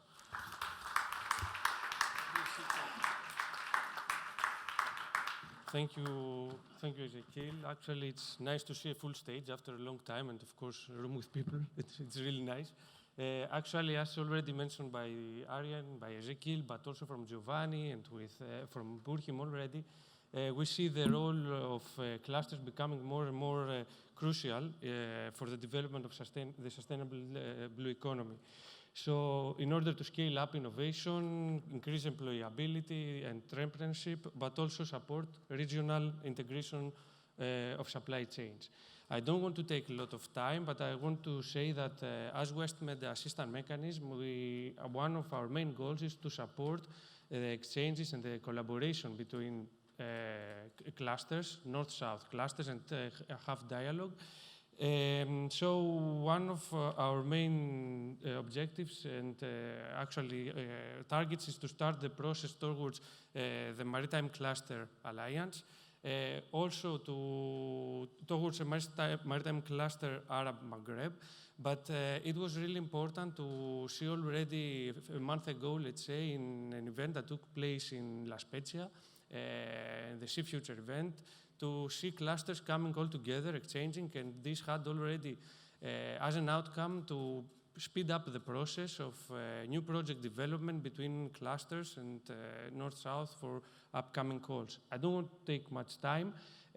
Actually, I see in the room that we have Cluster Big from Italia, but also from Greece, strategies, and I would like to be very short, just to give us an intervention of Cluster Big and also strategies. So please, Flavia and Gregory, you can please, yeah.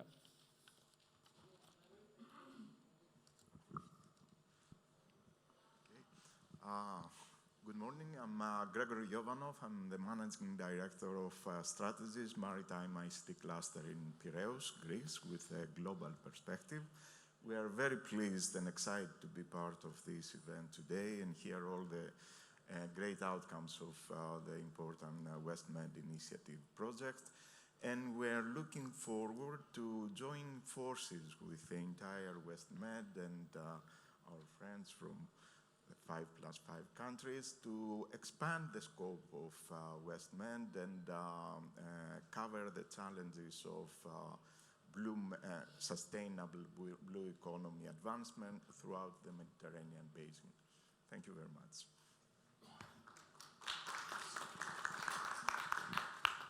So, time for me for wearing my mask off, finally. So, thank you, Tanis, and it will be very short before going to coffee break. Just to remark that it is a pleasure for us from Cluster Big to represent the Italian side of Maritime Cluster together with Federazione del Mare in this WestMed Cluster Alliance.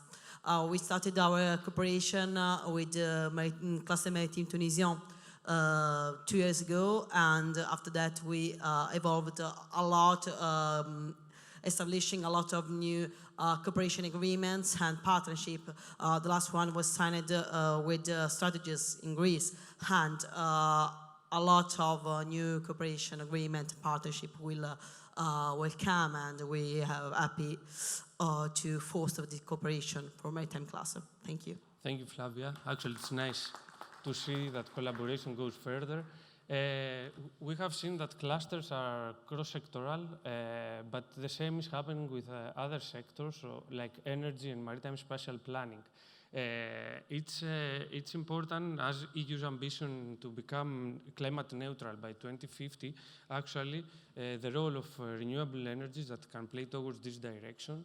We have already seen through the discussions the importance of energy and how this is coming in all the different blue economy sectors, but it's important to consider also the space. So maritime spatial planning is becoming more and more crucial as a key tool to support sustainable blue economy. And we know that for the EU member states, it's currently an important period because we are entering now in all countries actually have to present their maritime spatial plans, and we are coming in a period of implementation of maritime spatial planning. What we as assistant mechanism are trying to do is actually we are in exchanges and discussion with other initiatives in the MED region like MSP Global, MSP MED, but also with the assistant mechanism of maritime spatial planning in order to have exchanges between experts because it's important and the role of data also towards this direction. I don't want to take more time. I would like to welcome Andrea Barbandi. Actually, he will be online, his intervention, and afterwards Samir Grimes from Algeria. So I don't know if we have Andrea with us.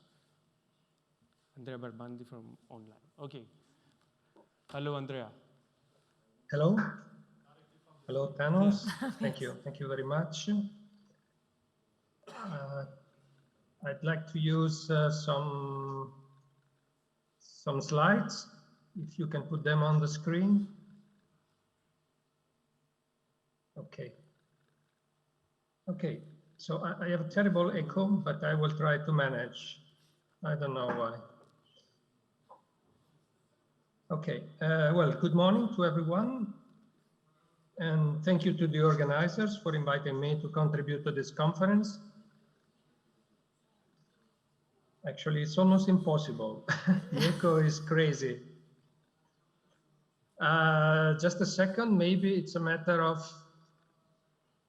I think that was the old presentation. Okay, Former can you hear me now? presentation. They're going to change it, I guess. Hello? We hear you very well. It's just we're looking, I think, for the presentation. The translation. Yeah. But I cannot hear anything. Ah. Andrea, can you hear us or no? Apologies for this, but don't know what to do. This is the... Can you please tell me on the chat if you can hear me? Okay. I may continue. We hear you very well. Have it. Hear you and we see the presentation. We hear you Sorry very for well. this. I don't have any feedbacks, so I don't know if you can hear me. We can hear you very well. Yes. Maybe you can write to him from the... Don't know what happened. This, yeah. It's okay, Fabio? Yeah, I can see Fabio. Yeah, yeah. Okay, so I will continue. I will continue. And hopefully everything will go for the best. So thank you again, and sorry for this problem. Let's move directly to the next slide. So I'll try to be as fast as possible. And I'd like to start here reaffirming the importance of maritime spatial planning for sustainable blue economy development in the Mediterranean. Importance which we are on which we are elaborating since several years now. And I will borrow today a simple phrase from the new EU Sustainable Blue Economy strategy, which says that maritime spatial planning is an essential tool to prevent conflict between policy priorities and to reconcile nature conservation with economic development. This is today well recognized and demonstrated, I'd say, through policy documents, guidelines, and best practices. Next, please. Okay, we all recognize that offshore renewable energies are a key component of decarbonization strategies and net zero economies, and could significantly help to meet EU targets to reduce greenhouse gas emissions by generating a quarter of the EU electricity in 2050, mainly through offshore wind energy. You know that objectives are very ambitious, and they are to generate 60 gigawatts of offshore wind and 1 gigawatt of ocean energy by 2030, and 300 gigawatts of offshore wind and 40 gigawatts of ocean energy by 2050. And all EU sea basins are fundamental for the achievement of these objectives. To give you a short insight on Italy, present targets are to reach 900 megawatts by 2030, while there are today 39 applications from investors at different level of maturity for a total of 17 gigawatts.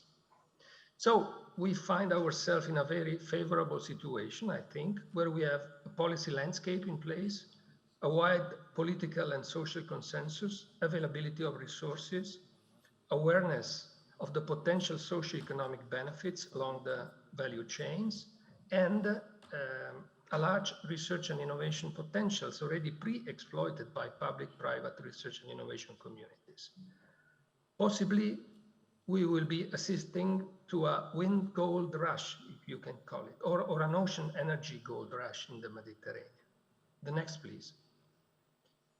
The question may be then if we are fully ready to take advantage of the favorable wind blowing, and considering that things are running quite fast, as you know. We need to exploit these opportunities and work to reach the targets while respecting biodiversity and ecosystems, respecting landscapes and seascapes and cultural values as a whole, ensuring social acceptance or social license, respect other sea uses, present and future, and promote synergies with them wherever possible. If we don't consider these aspects, the risks of failure or bad implementation with high costs in the long term are really high. The next. And therefore, the message that I'd like to share with you today is that MSP, Maritime Spatial Planning, is not only an enabler of the EU renewable energy strategy, but it may also be a sort of insurance against unbalanced and unsustainable solutions. Effective MSP should respond to space demands for offshore energy production, mitigating conflicts as well as protecting vulnerable marine ecosystems. Of course, MSP is not substituting detailed and dedicated consenting processes, but ideally the consenting and licensing process should be plan-led or strongly plan-linked at least. And we know from the lessons learned from past and ongoing experiences in the northern EU seas and basins that this is possible and it works. The next, please. This is my last slide on opportunities. And I'd like to conclude with a message then that is related to the many opportunities we have to progress on this, referring in particular to the opportunities related to the development of effective knowledge and ecosystem-based transboundary MSP plans. At the center of all potential opportunities, I see the national plans now being finalized in all EU member states, as you know, and as Thanos was mentioning, that I consider the mainstreams and the main catalyzers of the overall process. There are then international initiatives and organizations that through their agendas, programs, projects, and policy action provide inputs to and opportunities. And at the EU level, I cannot mention, I cannot forget here to mention the different streams that Horizon Europe launched and will be launching soon on this. Moreover, the EU Maritime Fisheries and Aquaculture Fund is traditionally supporting MSP implementation in the EU, actually is funding the MSP-MED project I'm contributing to, and the brand new calls suggest that it will continue to do that in accordance with the new Sustainable Blue Economy strategy. An important and supportive role may be played by transboundary cooperation programs as Interreg-MED. And to conclude, I'd like to mention some Italian national opportunities that will be very important, and they will be related to the National Program for Research, the Italian Next Generation EU program, and the activities promoted on this topic by the Italian cluster on blue economy, the big cluster. So to conclude, as MSP scientists, planners, and practitioners, I see a huge amount of knowledge and opportunities stemming from these streams to inform effective MSP, which is really crucial to support the sustainable blue economy and specifically the full development and deployment of the offshore renewable energies. With this, I thank you very much. Sorry again for the problem I had. How you put Thank you, everything Andrea. went well. I don't know if you can hear us. And I remain available for the discussion, of course. Okay, thank you very much. Back to you, Ken. I don't know if we have Samir. Oh, yes, I have just seen him. So we have Samir. Actually, Samir doesn't have a presentation. Hello, Samir. Hope that you can hear us. Yes. Can you hear me, please? Yeah. Hi, Samir. Actually, during this morning, we are discussing a lot the importance of the integrated approach that we have in the blue economy and for sustainable blue economy. And MSP can play a catalyst, could be a catalyst, a tool towards this direction. I would like to ask you if you can give us just in a few minutes what the role of MSP and what MSP could provide, especially for aquaculture and tourism sector. So just be quick and on these two aspects, in these two sectors. Yes, thank you, Tanis. In a few words, I would like just to highlight before and first how international support has been important for our national process for blue economy and maritime spatial planning, in particular through WestMED initiative, MSP Global, but also through BlueMed initiative, in the development of our 2030 national strategy of blue economy. And as you know that Thanos, sustainable aquaculture and sustainable tourism are one of the main components of this strategy.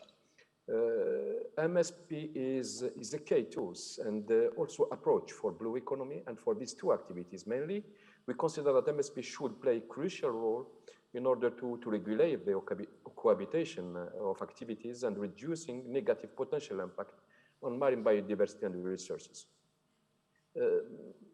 Maybe I can also highlight that in particular in tourism, sustainable tourism and sustainable aquaculture, developing innovative and relevant operational tools for how to design maritime spatial planning is a little bit complex because we have to consider that we have, let's say, traditional or historical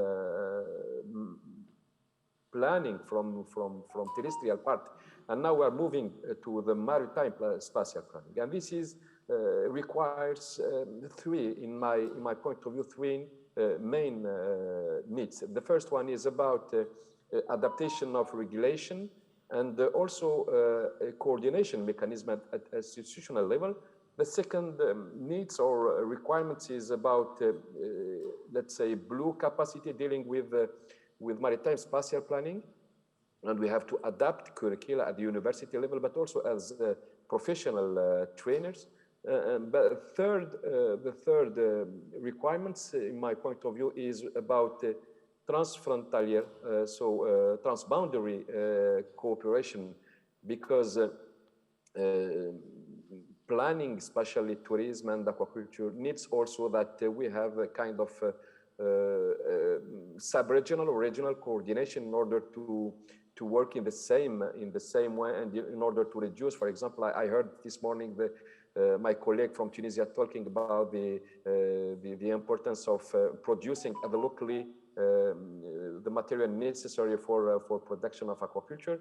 So this cooperation and the framework that we have had in these last years in WestMed and MSP Global, I think they have been very fruitful for this cooperation. Thank you finally, very much. Thank you. let me say that, okay, No, finally, I please. would like to stress that we will follow with great attention the next steps of WestMed, MSP Global, but also the development of Green Deal in the European Euro-Mediterranean area, because we believe that the implications and the impacts and effects of Green Deal will also impact our activities such as energy, tourism, fisheries, and aquaculture. And thanks. Thank you very much, Samir, and it's really important to hear also from you the importance of MSP for regional perspective, and I think that data also on MSP are really crucial towards this direction.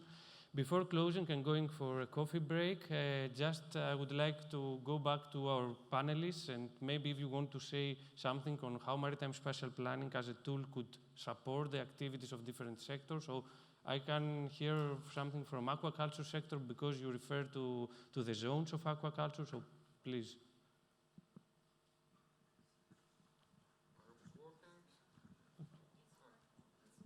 It's working. Perfect. Regarding aquaculture, I would like to share with you a practical experience, because you know it's not only about models. Models change, but we need really to apply the models on the field. And what I will take the example of Tunisia, as Mohammed Salah is just sitting close to me. We conducted the pilot study in Tunisia, and we worked on the carrying capacity of the farm in the Bay of Monastir, the first production area in the countries. And we noticed that we have two farms with exceeding the vermaltin carrying capacity.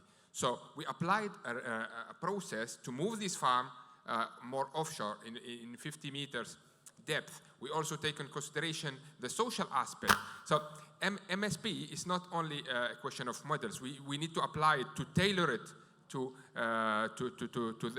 the geographic situation, but also the social situation. And it is a dynamic process. Exactly. I would say, so. And what we tailored for Tunisia was also to take into consideration all these aspects in order to use MSP like a tool to improve the social acceptability of the sector there. And maybe Mohammed can give you more details. Just a very quick comment.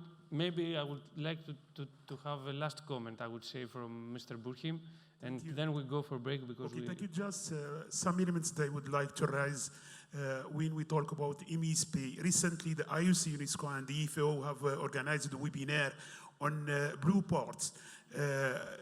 My colleague from Genoa University, he said that there is green ports or green shipping. I still understand if there is any difference between green or blue ports. I think it's the same.